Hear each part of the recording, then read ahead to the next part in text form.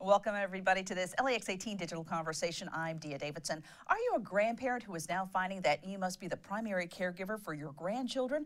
Are you confused, overwhelmed, lots of paperwork to do? Maybe you just need to talk, hear from others, and know that you're not alone.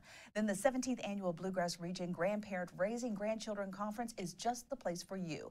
Joining me now, keynote speaker Dr. Clarissa Bell. She is a licensed psychologist with a specialization in this area, and Diana Doggett with UK Cooperative Extension. Ladies, welcome. Thank you for having us. Thank you. Grandparents. When we think of grandparents, we think of, you know, the place that you go and you sitting around a table, baking cookies, fun times at holidays. And you maybe see them maybe a couple of times a year, or maybe you see them on the weekend, or maybe you're lucky to have them just live in your home. Rules not in effect. Yeah, exactly. There are no rules. You know, if your mom tells you you got to go to bed, like my daughter did last night, she said, no, I'm going to go sleep with Gigi and stay up and watch movies all the way till midnight. Absolutely. But that's not the case for a lot of these people who are going to be, yeah, you're kidding. No. And it's a growing number. Leading state in the nation. Kentucky is. Dr. Bell, what's driving this? What's sort of at the root of all of this? Unfortunately, we're having a lot of caregivers who are falling ill to things such as substance abuse.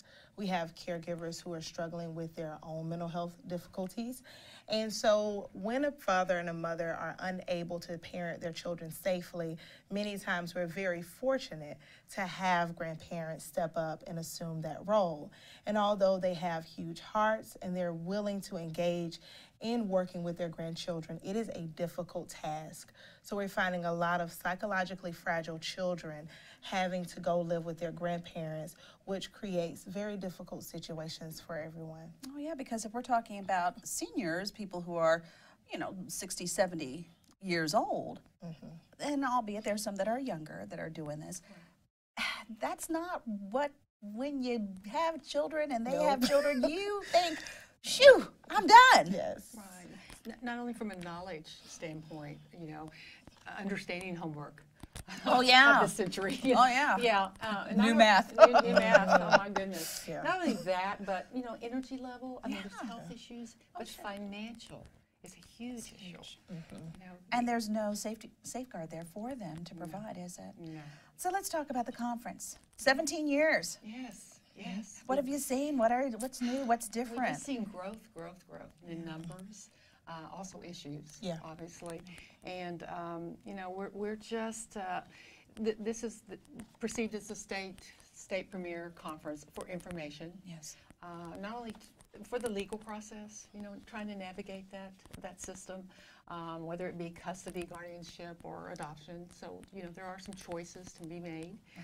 We have consultations that we have attorneys come in and offer for free during this day, which is just so valuable. We have a wonderful resource fair where agencies, community agencies from all over the state come and share what is available. But at the end of the day, it is just an amazing day of networking, and for grandparents who are often so isolated. Yeah. You not only give up, a lot of your life based upon the needs of the children, but sometimes your friends have moved on because they are in that retirement stage. Oh, sure. Right. And so just to see that there is a whole multitude of relatives and grandparents in that room that are facing the same issues you are is sometimes a really comforting thing. Yeah, and then if they're going to school or going to events, they're the older person there, and there are younger parents there, and I guess that can be kind of daunting and isolating in and of itself too, can't it, Doctor? I mean, you find yourself in this stage of life, and we have various expectations of what is going to occur during those latter years. And when you find yourself parenting, that is not what you expected for many of our grandparents.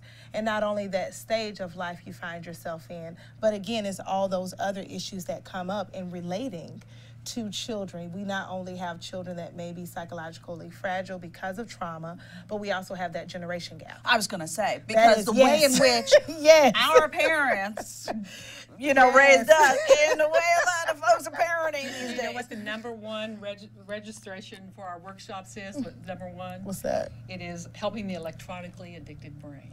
Yeah, true. We had the most relatives and grandparents sign up for that. Oh, sure. And how to monitor and For keep the sure. kids safe, because there's so many ways that kids can use technology in a positive way, but also there's some really dangerous and negatives too as well. Yes. Well, let's look a little bit too about what the grandparents are asking and bringing to the table. What are you seeing as sort of the need that they're requesting? Is it more financial assistance or more avenues to find resources? Because a lot of them are on fixed incomes. Yes.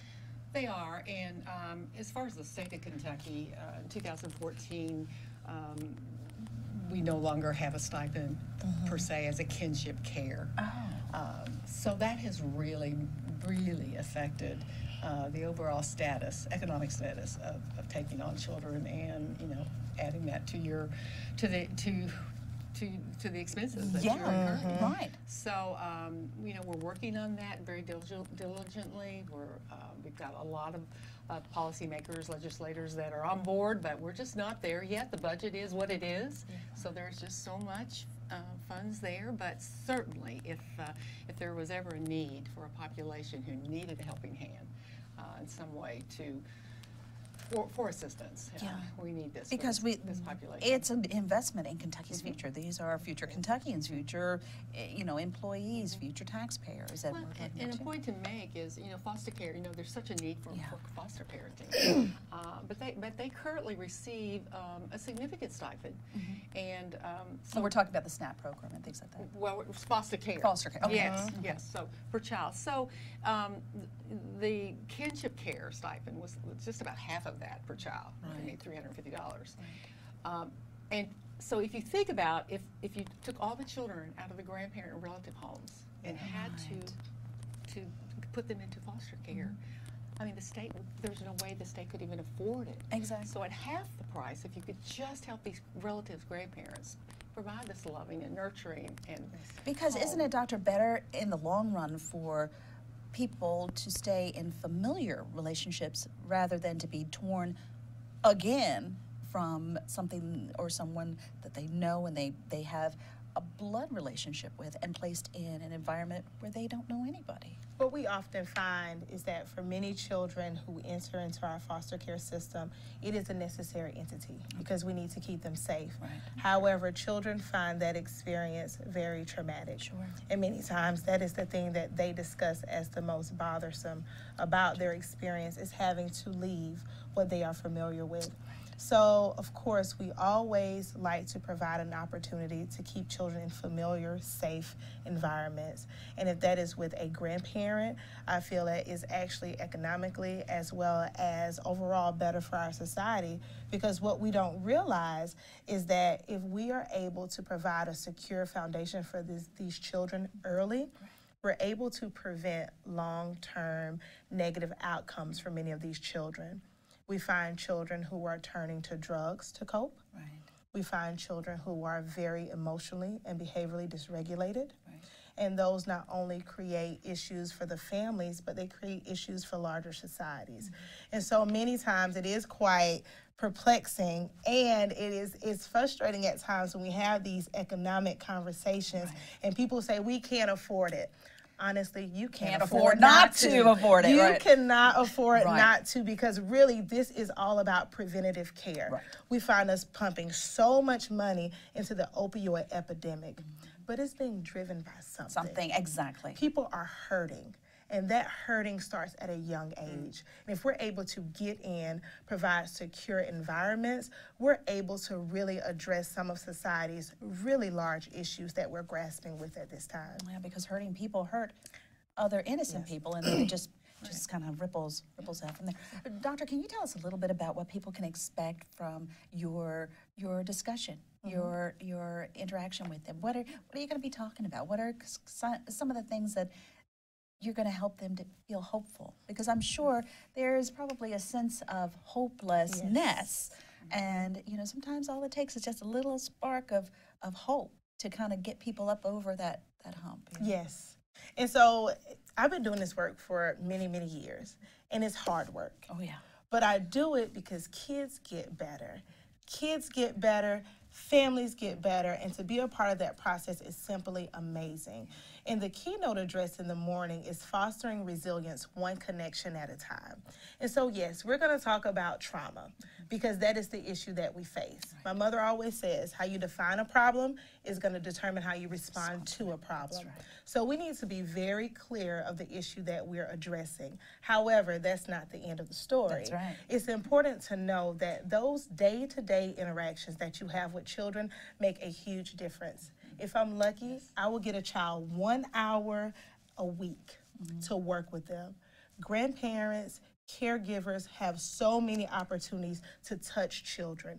And the reality is that they're doing all the right things, but we need to help them focus their efforts in a real intentional manner. When you're clear about what you're doing, then you can do it in a much more consistent and concise manner to bring about change. So we're going to have some conversations about trauma, but we're also going to empower parents and caregivers in understanding that you have such an opportunity to create an environment of healing and restoration for these children to promote resilience. So I am super excited. Yes, I can tell. I can tell. Super excited to have this opportunity because, you know, I enjoy working with children. Yes. But my greatest joy is helping other people help their children.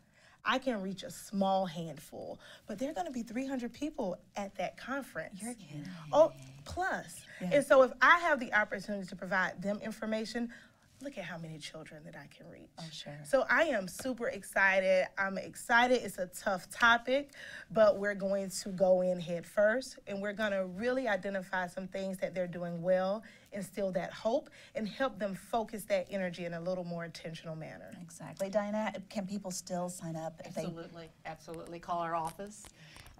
We're ready. They can pay at the door. It's only $5. Oh, wow. Includes For all lunch, of this? includes lunch And lunch? and 8 workshops and the opportunity to hear and be motivated by Dr. Bell. And Right. so we're so excited. We're going to kick off our conference with a grandchild and we call it Successfully Raised. Yay.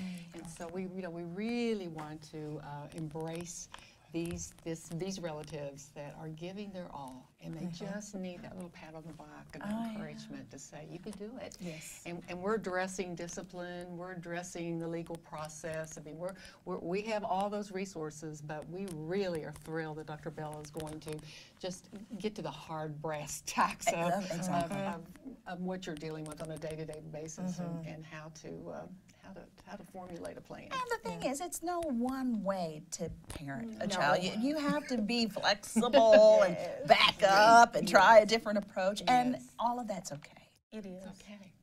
It is. And all of that's okay. And I guess the thing, I guess you want grandparents to walk away from this is that they're appreciated. Oh, yes. Even though parenting, you don't get to hear all the time that you're appreciated, but that they're appreciated and that there is a support mechanism out there for them. And there's a support group here locally. Okay.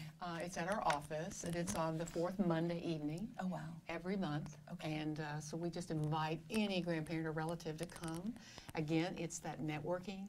I often find no matter what we present that evening, it's what they learn from fellow grandparents That's that right. is the most beneficial. Because they're the ones in the there, done trenches. that. That's right. Have the badge to prove it, right? Yes, yes. And of course, this kicks off tomorrow, It does. Thursday at 8 a.m. Yes. And it'll run the entire day. At 9 a.m. Oh, 9 a.m. 9 a.m. Okay, 9 a.m. They may be at the door at 8 a.m., but it's at 9 a.m. And it'll run until Till 3:30. 3:30. Yes. And you'll have all the access to all of those resources. Clarion Hotel is the spot. Remember, you can, of course, contact the Fayette County Extension Office. Numbers there on your screen for more information, and tickets can be purchased right at the door. Ladies, thanks so very much for all you do for our community and for our children. And we thank you so much for watching this LEX18 Digital Conversation. For more digital conversations, log on to our website, lex18.com. Until next time, I'm Dia Davidson.